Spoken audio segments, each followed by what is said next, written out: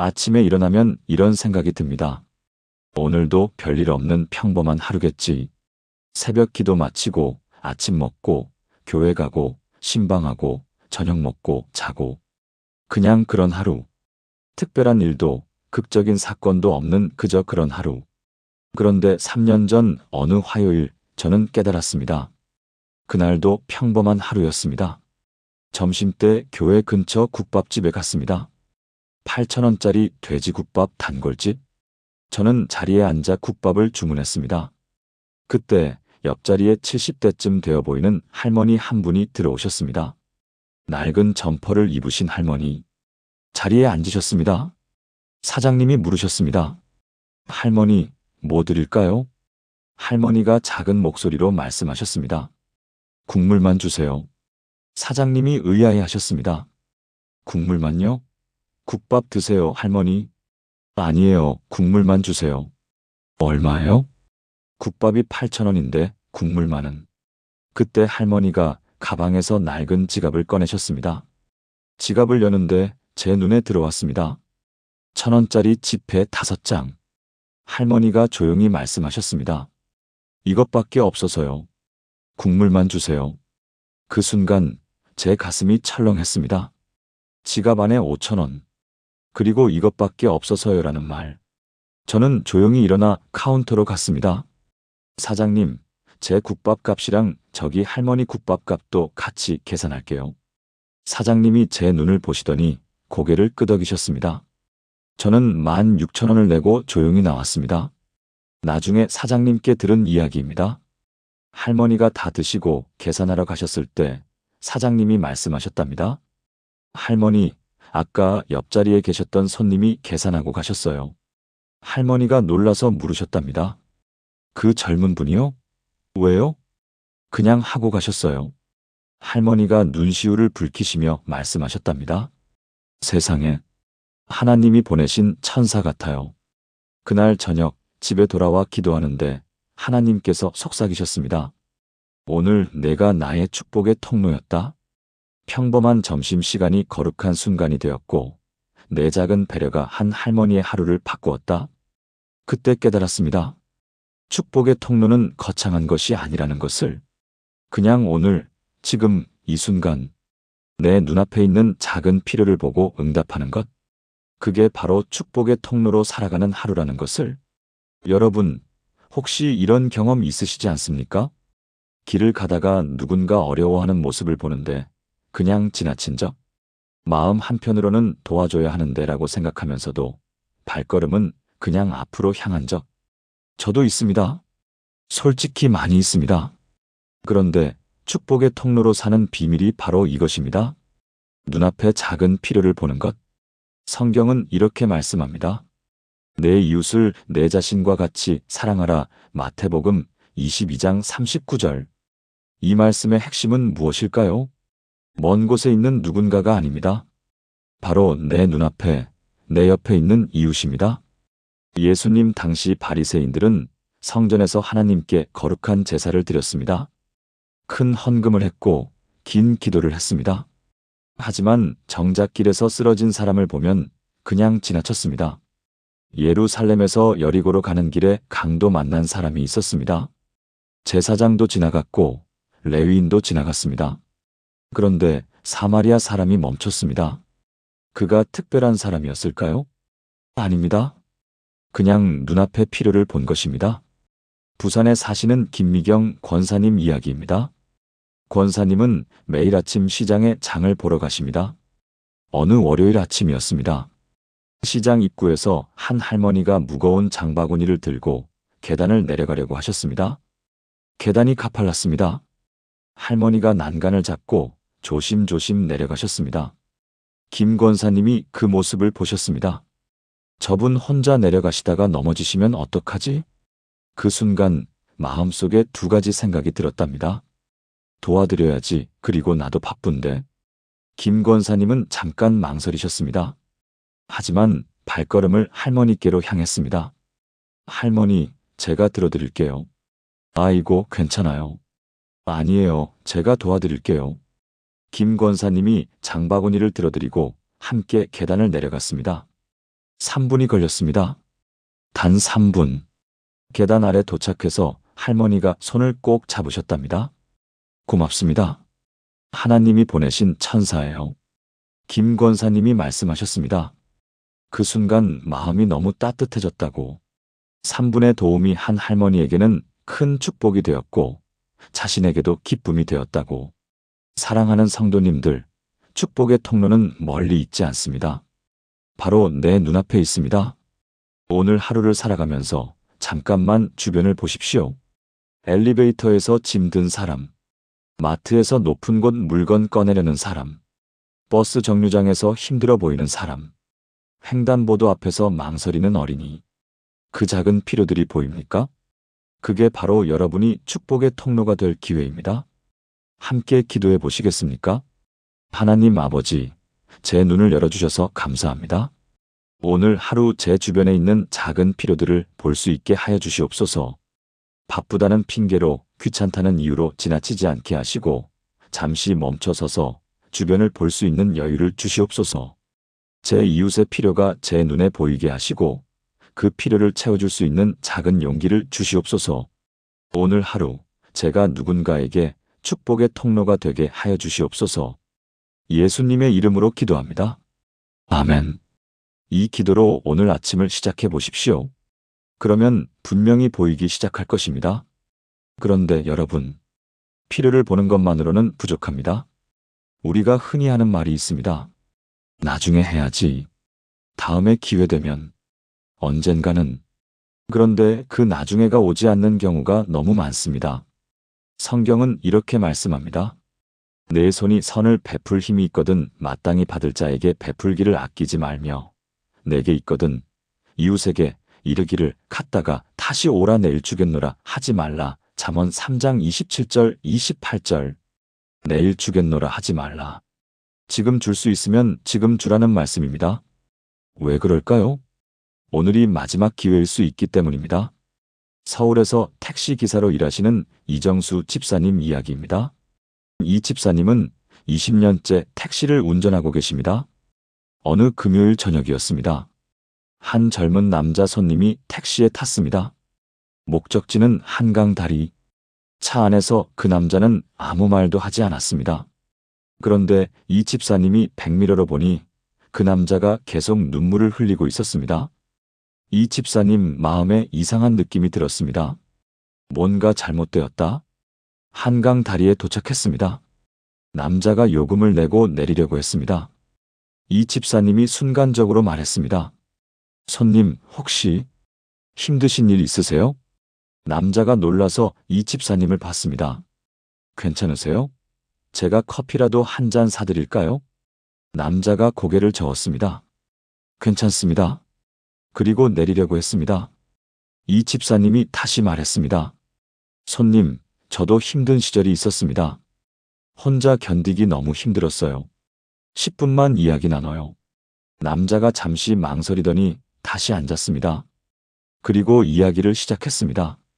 회사에서 해고당했고 빚이 너무 많아서 가족에게도 말 못하고 더 이상 살고 싶지 않다고. 이 집사님이 30분 동안 그 남자의 이야기를 들어주었습니다. 그리고 자신의 이야기도 했습니다. 10년 전 사업 실패로 빚이 2억이 넘었던 이야기. 아내와 아이들 얼굴을 볼 수 없었던 이야기. 한강 다리를 몇 번이나 걸어갔던 이야기. 그런데 그때 한 목사님이 자신을 붙잡아 주셨던 이야기. 남자가 조용히 울었습니다. 이 집사님이 손을 잡아 주었습니다. 손님, 오늘이 끝이 아닙니다. 내일이 있습니다. 그날 밤, 이 집사님은 그 남자를 교회로 데려갔습니다. 목사님께 소개해드렸고 상담을 받게 했습니다. 3년이 지났습니다. 그 남자는 지금 작은 카페를 운영하고 있습니다. 교회에도 나오고 이 집사님과는 형제처럼 지냅니다. 이 집사님이 말씀하셨습니다. 만약 그날 바쁘니까 다음에라고 했다면 그 남자는 지금 이 세상에 없었을 겁니다. 지금이 얼마나 중요한지 그때 깨달았습니다. 사랑하는 성도님들, 나중에는 없습니다. 지금입니다. 오늘입니다. 이 순간입니다. 누군가 도움이 필요해 보입니까? 지금 바로 손을 내미십시오. 누군가 위로가 필요해 보입니까? 지금 바로 따뜻한 말 한마디 건네십시오. 미루지 마십시오. 오늘이 마지막 기회일 수 있습니다. 함께 기도하겠습니다. 사랑의 하나님, 미루는 습관에서 저를 자유케 하여 주시옵소서. 나중에, 다음에라는 말로 기회를 놓치지 않게 하시고, 지금 이 순간 제가 할 수 있는 작은 선을 행할 수 있게 하여 주시옵소서. 오늘 누군가에게 제 시간을, 제 관심을, 제 사랑을 즉시 나눌 수 있는 용기를 주시옵소서. 하루하루가 축복의 통로가 되는 삶을 살게 하여 주시옵소서. 예수님의 이름으로 기도합니다. 아멘. 사랑하는 성도님들, 많은 분들이 이렇게 말씀하십니다. 나는 가진 게 없어서 나눌 수 없어. 내가 먼저 더 가져야 남에게 줄 수 있어. 정말 그럴까요? 성경은 정반대로 말씀합니다. 주는 것이 받는 것보다 복이 있다. 사도행전 20장 35절. 주는 것 자체가 복입니다. 나눔은 희생이 아니라 축복입니다. 빼앗기는 게 아니라 채워지는 겁니다. 왜 그럴까요? 예수님은 오병이어의 기적을 행하실 때 어떻게 하셨습니까? 떡 5개와 물고기 2마리, 한 소년의 도시락, 그것을 받으시고 축사하시고 나누셨습니다.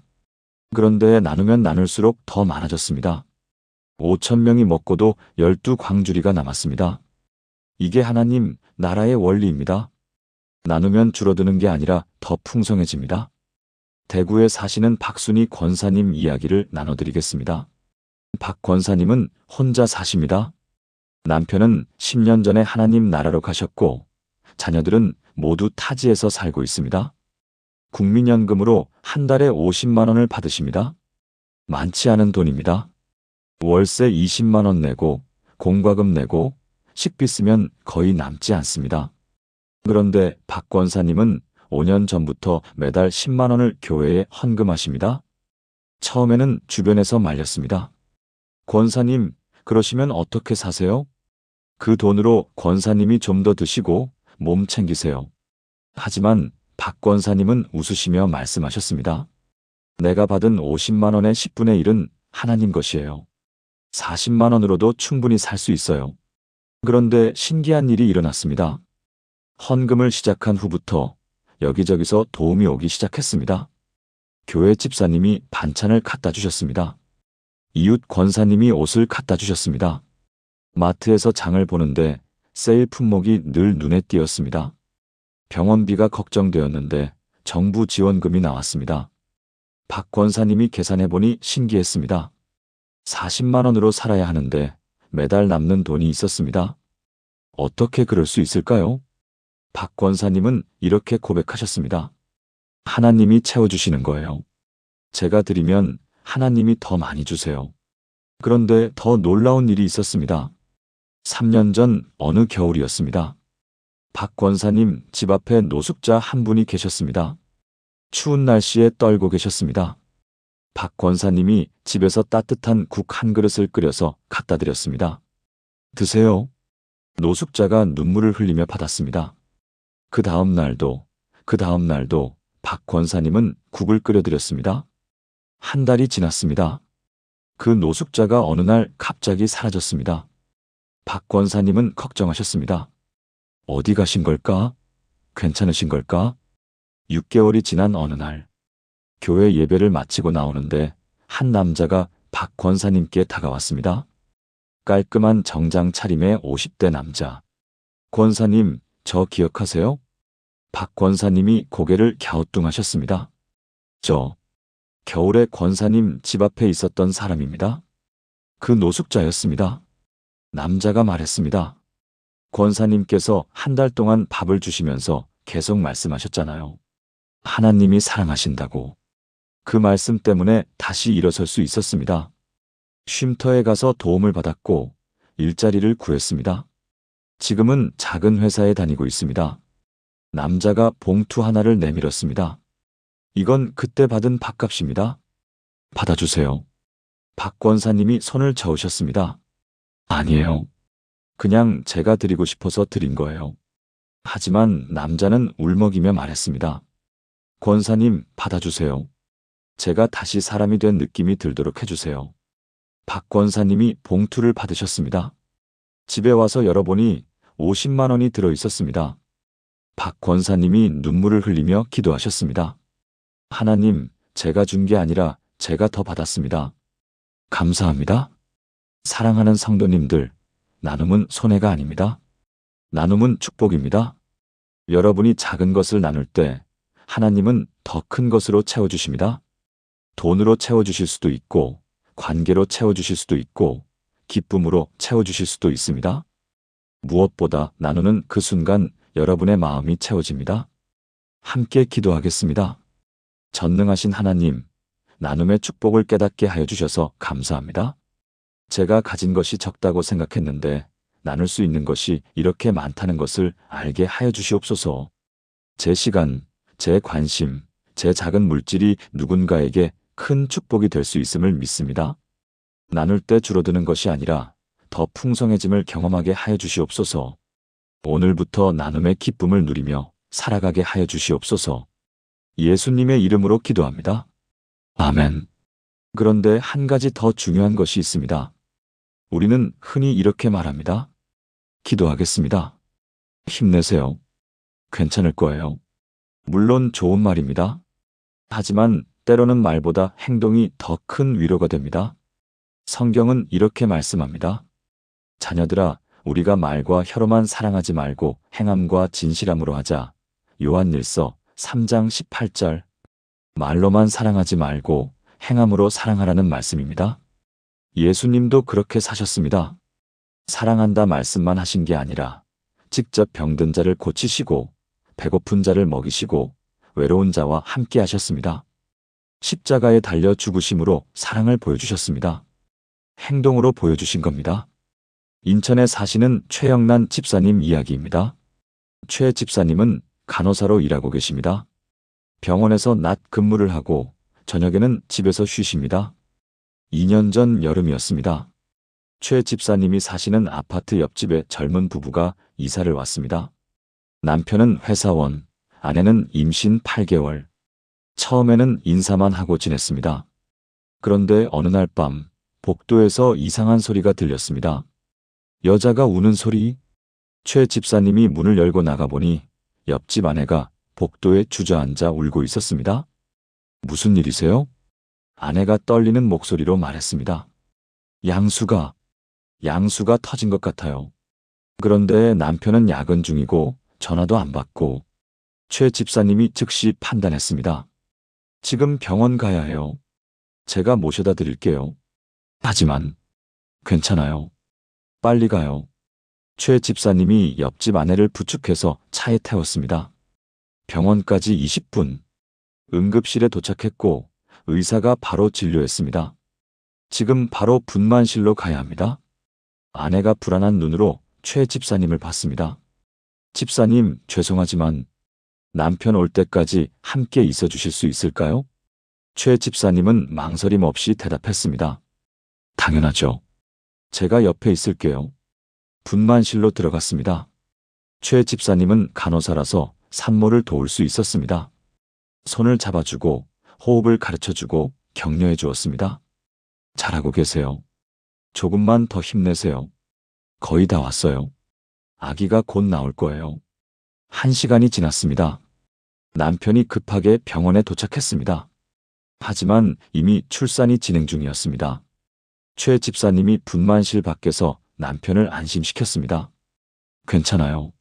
잘하고 계세요. 30분 후 아기 울음소리가 들렸습니다. 건강한 남자아이. 3.2kg. 산모도 아기도 모두 건강했습니다. 분만실 문이 열리고 간호사가 아기를 안고 나왔습니다. 남편이 눈물을 흘리며 아기를 봤습니다. 그리고 최 집사님께 고개를 깊이 숙였습니다. 집사님, 정말 어떻게 감사드려야 할지. 최 집사님이 웃으며 말했습니다. 축하드려요. 건강한 아들입니다. 다음 날 아침, 최 집사님이 퇴근하고 집에 왔는데 옆집 문 앞에 쪽지가 붙어 있었습니다. 집사님께 어제 정말 감사했습니다. 집사님이 아니었으면 어떻게 됐을지 모릅니다.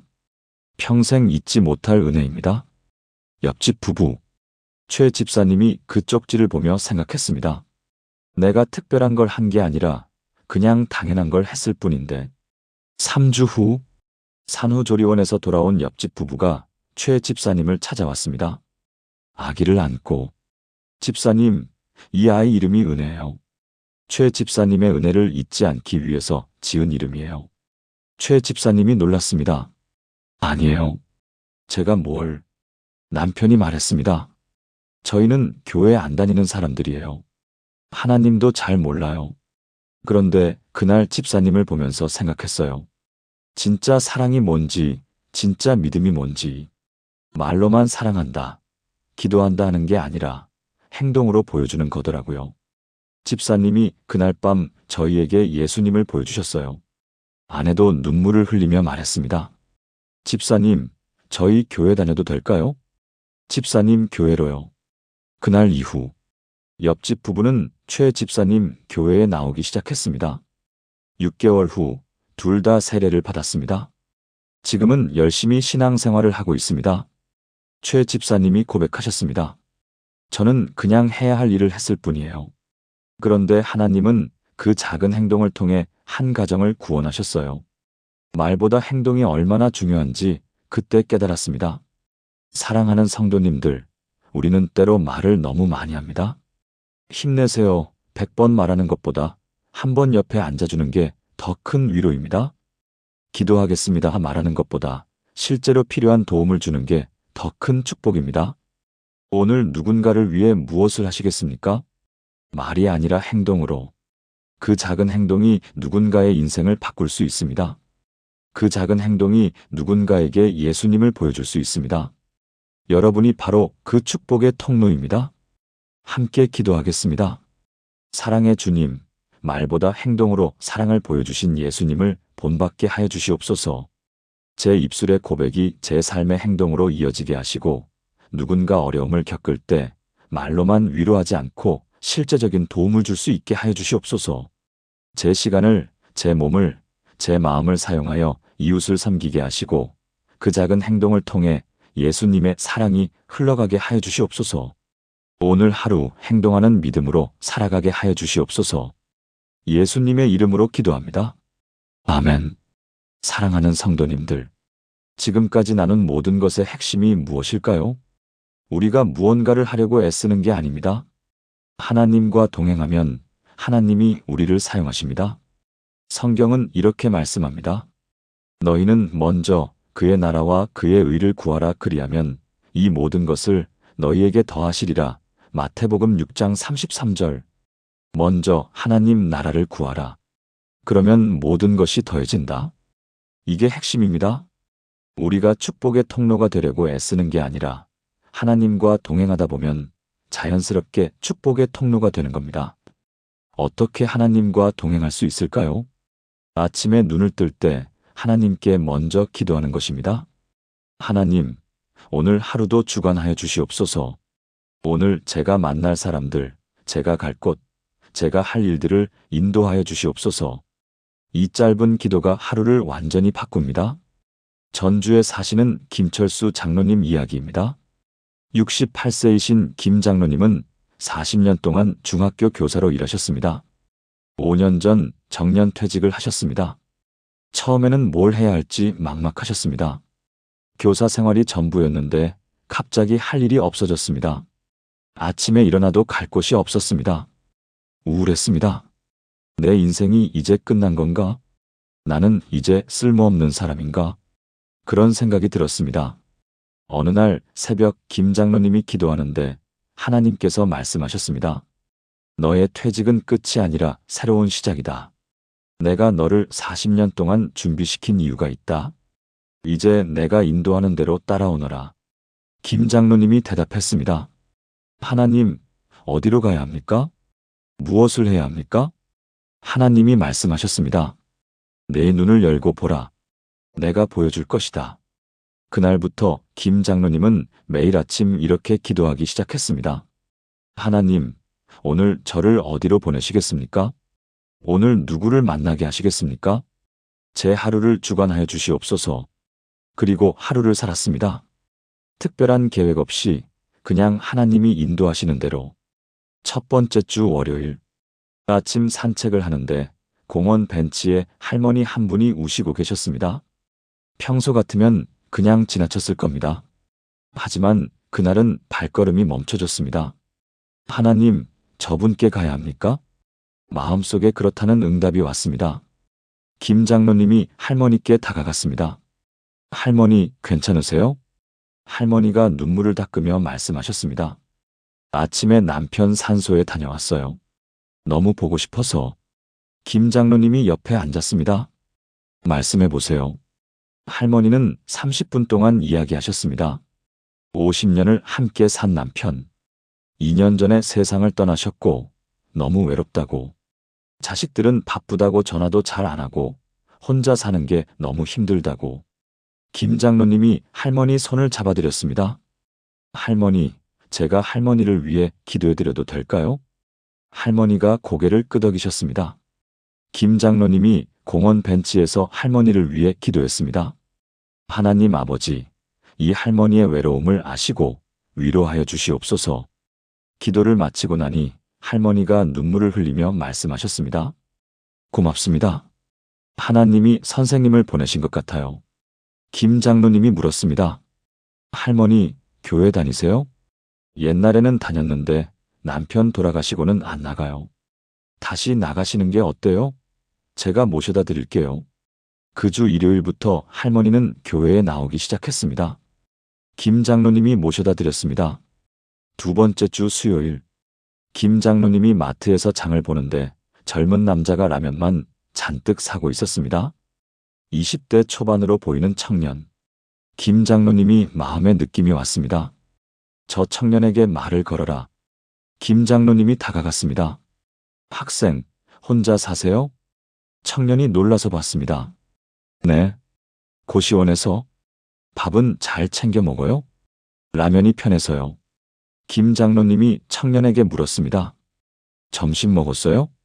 아직이요. 그럼 제가 사줄게요. 같이 먹어요. 식당에서 밥을 먹으며 이야기를 나눴습니다. 청년은 지방에서 올라와 공무원 시험을 준비하고 있었습니다. 3년째 시험을 봤는데 계속 떨어졌고 부모님께 죄송해서 돈도 제대로 못 받고 있었습니다.